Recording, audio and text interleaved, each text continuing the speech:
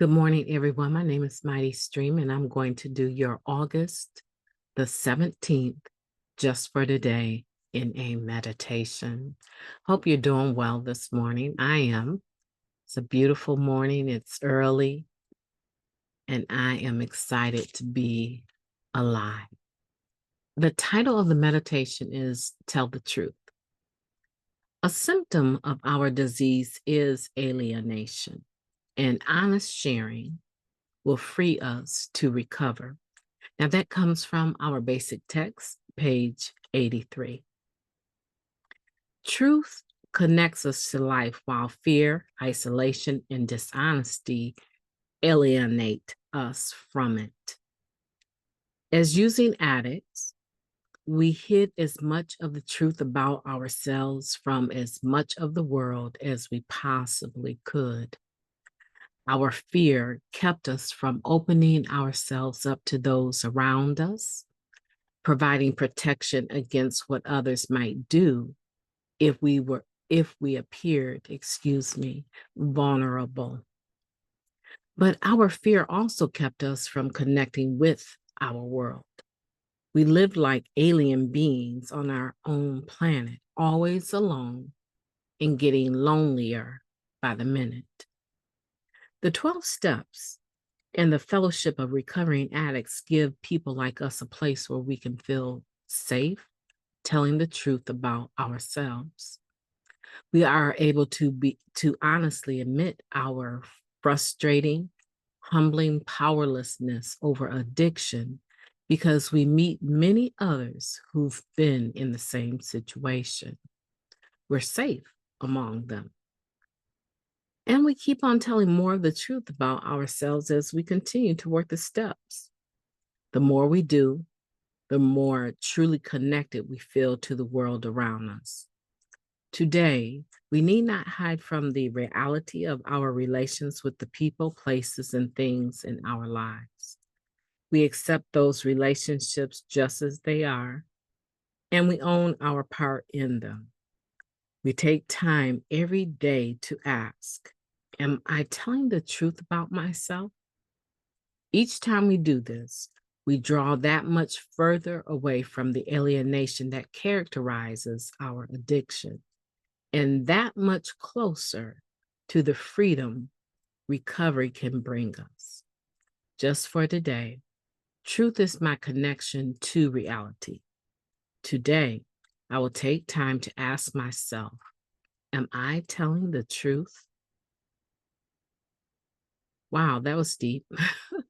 Let's take a moment of silence followed by the we version of the Serenity Prayer. Moment of silence now, please.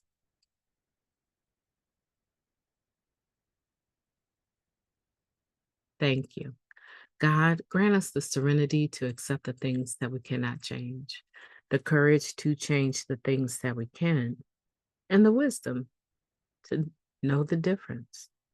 Just for today, please and thank you. There's something about that title, Tell the Truth. It clenches my spirit in some kind of way. Tell the truth. A symptom of our disease is alienation, and honest sharing will free us to recover. I wonder how often I went into a meeting bound by the disease of addiction, not the active using part of it, right? Clean, but dirty on the inside, right? Sharing clean and living dirty. I wonder how often I did that. I can say without a doubt, a good 8 to 9 years of only sharing the bits that sounded good, that fit my purpose. I'm not saying that what I was sharing wasn't true. I was sharing what was true, but I was selectively sharing.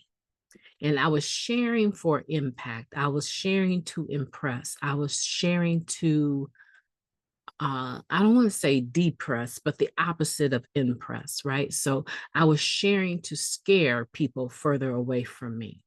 So my sharing, the way that I would share was brutally honest, And it didn't draw. I don't believe it drew people to me. I remember a gentleman one time telling me, an addict in recovery, right? He pulled me aside and he said, some of the issues you have, the ability to relate, and people relate to you, right? Some of those relational issues that you're having are because people are afraid of you. I thought that was a compliment. That's what I needed people to be. But the parts that were vulnerable, the part of me that was aching and crying every night and wanting to die day after day after day after day after day after day, that part of me, I refuse to expose to anyone. That's not who I am today. Today, I have to actually think about telling a lie, right? I have to actually put the lie together so that I can form it and tell it with intention. So, what am I saying? I'm saying that telling the truth is more innate for me today than telling the lie. Now, that's a switch, and that is recovery for me because I always thought that I had to impress. And it's very common for me to be in a meeting and only out of respect for the atmosphere of recovery do I even share. And a lot of times I don't even get the courage up to share. And I share out of a sense of commitment and obligation. I may not even share until one of the last few shares. And it's not because I want to have the final word, but I'm tired of always having the first word. I'm tired of always being the first to open up the table, right? I'm tired of what is she gonna do? What is she gonna say? And let us follow suit. No, no, no, no. I don't go into the meeting to set the topic. I don't even go into the meeting to educate. I don't bring any of my degrees with me when I go. I bring myself. And oftentimes I don't have I'm just glad to be in a meeting. I don't have the energy a lot of the times to engage with open sharing. I just want to listen. I just want to be in the atmosphere of recovery and enjoy it. But I'll tell you something. When I do share, that's what's going on with me. I don't have to beef it up. I don't have to water it down. I just share what's going on with me. And I have no idea who benefits from it. I won't say that I don't care if someone benefits from it. I hope someone does, but that's not my concern today. So, where are you? That's me, okay? I've shared my perspective on telling the truth and learning how to tell the truth over a period of years. If you're listening and you've been around a long time and you still have a tendency to camouflage this share, right? Try to set it up. Oh my goodness, some people come into the meeting and they just take the whole meeting hostage. Like they really think this is an invitation for open share and they take 20 minutes to tell us half of the truth or to educate us or to preach to us, right? That's not what the meetings are for. How do you share? I remember I had a sponsee one time and I don't even know where she is anymore. But she probably has 20 at least 20 years clean. And I know she prefers the other fellowship, right?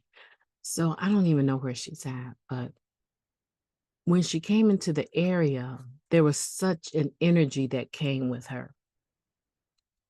And she would share, if you let her, she would share a good 30 minutes. Now, the meetings were only an hour and a half at that time.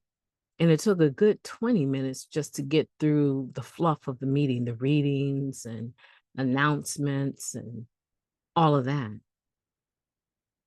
And she would almost always be within the first two people to share. And she would just share for a long time. And I remember when she asked me to sponsor her. First of all, there was something that said, this might not, there's just, you've had way too many resentments with some of the things she would say. She was one of them people that would sniper share. And so here we are, we've had all this history of differences and me being attacked in the meetings with her share. And here we are all these years later, and she's asking me to sponsor her. And I take that seriously. And I had to immediately remember that takes a level of humility to approach me and ask me to sponsor you after you've sniper shared me for almost 10 years. I couldn't say no. But one of the things I remember asking her to work on, I need for you to share when the timer goes off, you need to finish that sentence you're on, even if it doesn't intellectually make sense for you to end your share. I want for you to stop sharing at 5 minutes. No matter where you're at in your share, just say, thank you for letting me share. And I think for the first month, I asked her to just introduce herself and say that she was grateful, right? To be in a meeting, grateful to be anywhere, as a matter of fact, and pass. And to use me as her sponsor for that deeper stuff that she would go into, which basically just surrounded mental illness and the behaviors that come with that, to share those with me, because I can give you an hour, right? I can give you my ear for 30 minutes, for an hour, even longer if that's what's needed. Right? And so my point is that if you're not sharing, you need to start sharing. And if you are sharing and you're not sharing honestly, stop and begin to share honestly. Let us in to your life.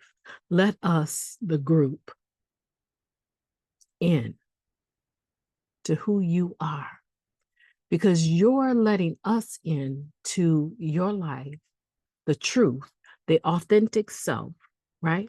Allowing us to know you may be the very thing that holds you, that keeps you when you don't want to do this recovery thing anymore. You will have people that know you well enough to say, I'm outside. I'm sitting outside your house, girl. If you don't open the door and come out here, I'm about to take you to get some coffee while you tripping on the phone. I've pulled up on you. I'm right here. Do you know how many times I've actually done that? Had somebody on the phone telling me about how bad they want to use, and I end up right at their front door, knocking on their door while they're talking to me. See, you want somebody in your life that can respond to you like that. But we don't know to respond to you like that if you're not sharing truthfully.